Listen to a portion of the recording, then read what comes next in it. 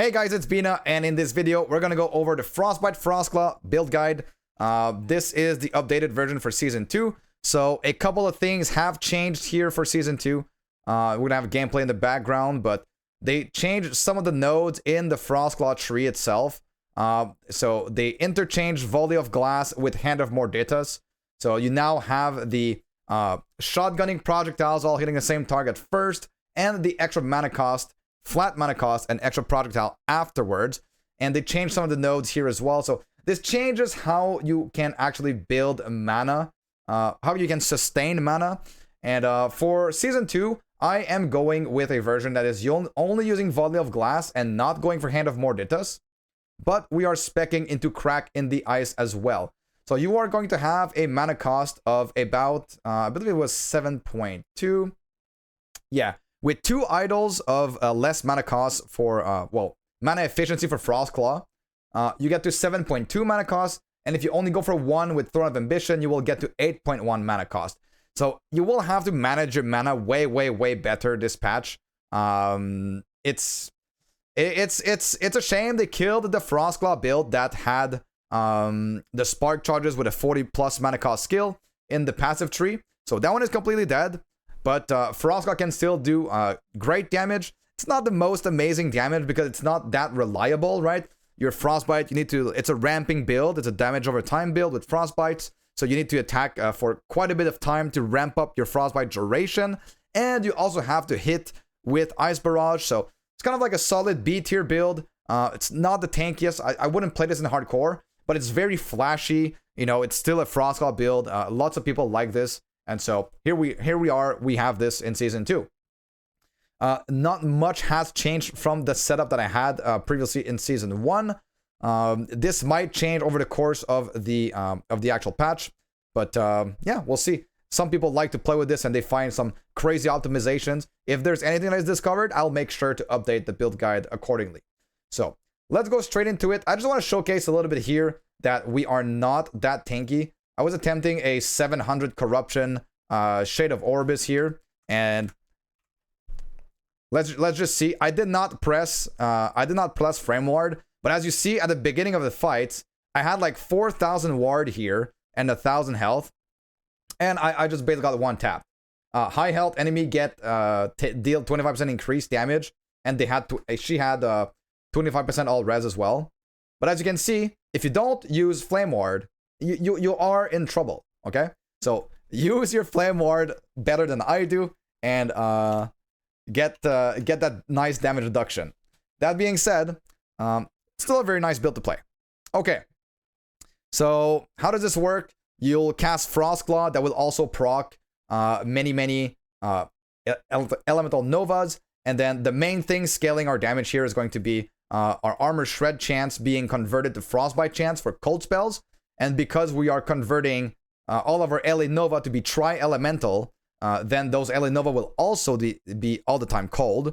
So this, alongside our Frostclaw, our many hits from Frostclaw, and the multiple casts and the multiple Novas, that's going to be our main source of damage.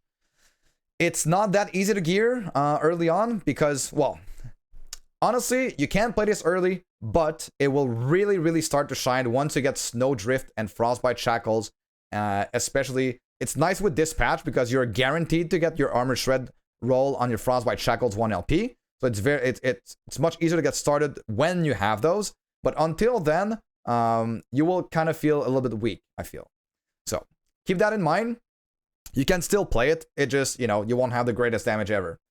Armor Shred is very important. Vial of Volatile Ice, it's a pretty nice starter option as well. It gives you a lot of Frostbite on cold hit, gives you a lot of cold damage, freeze rate multi. The nice thing is that you're scaling with freeze rate multiplier, you are scaling your cold penetration with Frostbite. So penetration is like another multiplier of damage as well, which is really nice. So that is pretty much the overview of it. Make sure that you are using Teleport with Ice Barrage to refund the mana cost. We'll go over the skills here just to showcase exactly what we're talking about. So the most important thing in Frostclaw is going to be to reduce its mana cost as much as possible. So you're going to go for the -6 mana cost here. You are going to go for the -3 mana cost here. This is very important. And you have like the little slider at the bottom here for the progression. So then you will go for all projectiles hitting the same target. Then you will go for on through the snow. Then you don't spec right now into these nodes because you probably won't be able to sustain the cost until you are able to manage the cost. Just don't spec into those. You'll have less damage, but still the build is going to be playable, right? And even in the end game, if you don't mind having less damage and you just want to have a good time and spam Frostclaw as fast as possible, just don't spec into these nodes right away. Then we're going to go into the LA Nova nodes. Very important to note that you need -5 mana cost on either a wand or a scepter to be able to get LA Nova to 0 mana cost. It is very important if you choose to spec into the LA Nova chance, because if not, you will just spam Frostclaw, spam LA Nova, and you're going to be out of mana in no time. So that is pretty much it. Afterwards, we spec into these nodes for Cracking the Ice for more casts of Frostclaw. We also spec into Colin Ballista. If you have an active Ice Barrage when you hit an enemy with Frostclaw, the Ice Barrage fires faster. Ice Barrage is another really good source of your damage. There was actually a bug in the previous patch which made it so that the interaction between this node and Ice Barrage was not if you took challenge the elements for increased fire rate against rare enemies. These did not interact very well with each other. They pretty much canceled out each other. But so this patch is actually a buff for the interaction between these two nodes. So that pretty much covers this. You also get a ward per 60 freeze rate multi, and as we're saying, we're scaling freeze rate multi because we're getting cold penetration with it as well. So very nice interactions here. Next we have Teleport. It's a traversal skill, grants you a lot of buffs. You can keep your haste for so long as you use this on cooldown. So if you bring the cooldown of Teleport under 4 seconds, then you get haste for 4 seconds, so long as you had haste before. So you will just proc haste and then keep it with Teleport. It gives you a nice 600% freeze rate multiplier, which is huge. And also, like, you get stun immunity if you have cast Teleport recently, so you'll just be always immune to stuns. The one thing on Teleport is Mana Tunnel. It refunds the spell after you cast Teleport, so you make sure that you cast Ice Barrage, which costs a ton of mana, so that you are not mana screwed when you're casting your Frostclaws, right? If early game, you might have to take some time off of spamming Frostclaw to make sure that you have your mana in control. Next, we have Flame Ward. Flame Ward is your defensive skill. Basically, your oh shit button. It's going to be the button that you press to tank through attacks. So we're going to get an extra charge, more ward retention, more DR from this node here. Then we're converting to cold and getting a bunch of armor. 1,000 flat armor is insane for damage mitigation against hits, since this build doesn't reach that high levels of armor. So for 5 points, you get 1,000 flat armor. That is absolutely insane. In combination as well. Actually, I don't even grab this one here. I thought we grabbed this one. Anyways, insane armor. Okay, Ice Barrage deals a lot of damage on its own. I was actually surprised with my testing as to how much Frostclaw, Ice Barrage, and LA Nova each contributed to the damage of the build. And Ice Barrage is a very good portion of it. It is not to be laughed at. And it also gives you a 60% more global cold damage and less cold damage taken. We're going to see that this less damage cold taken is also very nice to mitigate the more cold damage taken from this node here in LA Nova. But yeah, that is pretty much Ice Barrage. Maximize for damage and boosting our stats with the more global damage.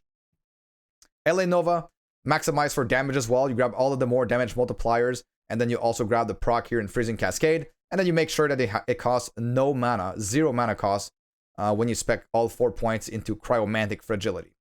Pretty straightforward. The rest of the nodes go for AoE. It's important to note that you don't put this skill on your bar. You can use Snap Freeze instead, or anything else of your choice. One of the questions that also comes back a lot, I'm going to talk this in the FAQ actually, but it's like, can you play this on Rune Master? The answer is yes, but we'll go over why afterwards. Okay, so to sustain Frostclaw's mana cost, it's very important that you get your minus mana cost, and that you get your idols with mana efficiency with Frostclaw. If you don't want to use Throne of Ambition, you can use 2 of these to even further the mana efficiency of Frostclaw. In the passives, of course, the main thing that we're going to go for here first is going to be Armor Shred to Frostbite chance. This enables you to scale your Frostbite chance very, very easily. And so, yeah. Intelligence, we want Ward Retention from Warden here. We're getting some cast speed. We're always getting, and cooldown recovery for teleport, but we're always getting Ward with as much cast speed as we have. These are also nice. You don't need the increased spell critical strike chance here, so this is why this is not capped. We're getting 5 stacks of Arcane Momentum to get the movement speed. Movement speed is the best skill in the game. The spell damage doesn't do anything for us, but we do get the movement speed. Then we're going to do the Cold Penetration and then the Freeze Rate Multiplier. Some more cast speed. Some more LA res to, like, if you don't need this with your certain specific set of gear, you don't have to spec into these nodes. These just helps us cap LA res. And then increase cooldown recovery speed here. Because you do want to cast Ice Barrage as much as possible. And Ice Barrage is on a big cooldown. You want some cooldown for teleport. You want to keep these buff up at all times. And you want to hit with your Ice Barrage as well to get a good single target DPS. So that is why we're grabbing the cooldown. In the Rune Master Tree, less damage taken. We're getting some cast speed, mana burst, and ward burst. Really nice. Again, ward intelligence. Intelligence is giving us 2% ward retention per point. 1 in Never Late, 5 in Rune of Delation, cast speed, movement speed. Again, as I say, movement speed is the best stat in the entire game. So that pretty much covers our passive. The rotation of this is you use Teleport, then Ice Barrage for it to be free. Then you can spam Frostclaw and you keep track of your mana. Flame Ward for emergency, and use Teleport and Evade to position yourself and avoid the telegraphed attacks, basically. If you aim Frostclaw right in front of a monster hitbox, it makes sure that it gets the most amount of hits from it. So there's like a sweet spot where you can get more hits from all of the casts of Frostclaw, that shotgun. So make sure to try and aim in front of the monster hitbox. And yeah, Flame Ward to tank through dangerous attacks. Don't do like I did against the Shade of Orbis. So for gearing, again, your most important thing you're going to be looking for is going to be minus mana cost for your scepter. Early on, you can definitely use a wand here. It can go up to minus 5 mana cost, but as soon as you can, go for the scepter. Not only does it give you the mana cost, but it also gives you access to this node here, which is ward retention. With a scepter, you get 72 ward retention. With all the nerfs to intelligence's ward retention, this is a very, very, very good node. So try to go for this as soon as possible. Early on, yeah, the wand can be good. Frostclaw mana efficiency and LA Pen is essential to reduce Frostclaw's mana cost. We talked about this. Armor Shred needed to get Frostbite chance on your cold skills. The Holy Trinity is basically well, not the Holy Trinity, but like at least for this build, Snowdrift and Frostbite Shackles are very important to start scaling your damage. And also very early on, Vial of Volatile Ice for Frostbite is really, really strong. Easy to get with LP as well, as it has 0 level of legendary potential. Twisted Heart will boost your ward generation. Try to get one with the guaranteed plus for the Frostclaw. If you did not know, you can guarantee now in Season 2 a specific affix that you slam onto your uniques. And you can also use the Rune of Havoc to make any stat tier 7, so long as you have 1 tier 7 on your item. So getting something like this is going to be very easy in this season.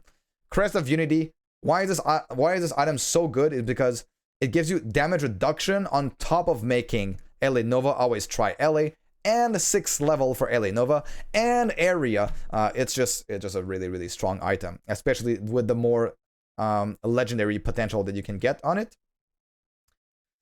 Some well-rolled Jewel Star dials can be very good at increasing your damage output if you do get those. It is not necessary, but in the aspirational planner, I do have this here. If you get this with Freeze Rate Multi and LA damage over time, your damage is going to skyrocket. Frozen Eye of Formosus in the aspirational planner. This is obtainable with 4 LP. You will see this in MG and even in COF. This is very nice because freeze rate per stack of chill is a mechanic that makes you freeze. Basically, it's another multiplier for freezing enemies. So it's your base freeze rate times your freeze rate per stack of chill. Chill can stack 3 times, and then it multiplies by your freeze rate multiplier. There is a pair of boots that can multiply your Freeze Red multiplier again. It's the Morning Frost boots, but those boots are not possible to use in this build because we are using Snowdrift. So that is why we're using this. So that's pretty much it for the gearing section. Earls of Pride is just a nice body armor if you can get it with 4 LP. It's just aspirational. Don't worry too much about this. This is a very, very min-max item. You can certainly use just a regular body armor for this build. Don't neglect your armor, guys. The bases are very important. 250 armor, 324 armor. It's so important. I just want to stress.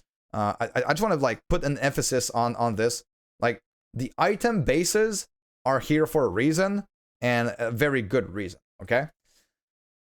In the blessing, void res, fizz res, flat armor, poison res, freeze red multi. In the last season, I went for Frostbite, chance to apply Frostbite on hit here, but we already have quite a bit of Frostbite chance with all of our gear as well and the armor shred, so I feel like it's way more efficient to go with the physical res here. Here we talk about the scaling. If you want to read through this, go ahead. If you click on the loot filter here in the Season 2 on the next patch, you will be able to just import this loot filter directly in game, and it's going to be about, it's going to be based on my loot filter. I am working actively even right now at this moment to update the loot filter so that it's ready for the next season with some very, very nice quality of life update. So stay tuned for that. I'm going to make another video about it as well. How much mana should Frostbite cost to sustain? The video guide is going to be here and the summary. So that pretty much covers Frostbite. I hope you have a great time with this. Again, if you wonder where it sits in the tier list, just click on our tier list and check through the hardcore endgame speed farming and bossing and leveling tier list. We're actually going to remove the leveling tier list because now with mastery respec, it's not really needed anymore. Kind of makes sense to remove it. I think this build is a solid B tier build. Solid B. It doesn't have anything special going for it. It's good damage, but you know, it's kind of like finicky to play. It's not the tankiest. It freezes, like the biggest upside of this build is that it freezes everything. So that like pretty much nothing moves when you're doing monoliths. But yeah, solid B tier.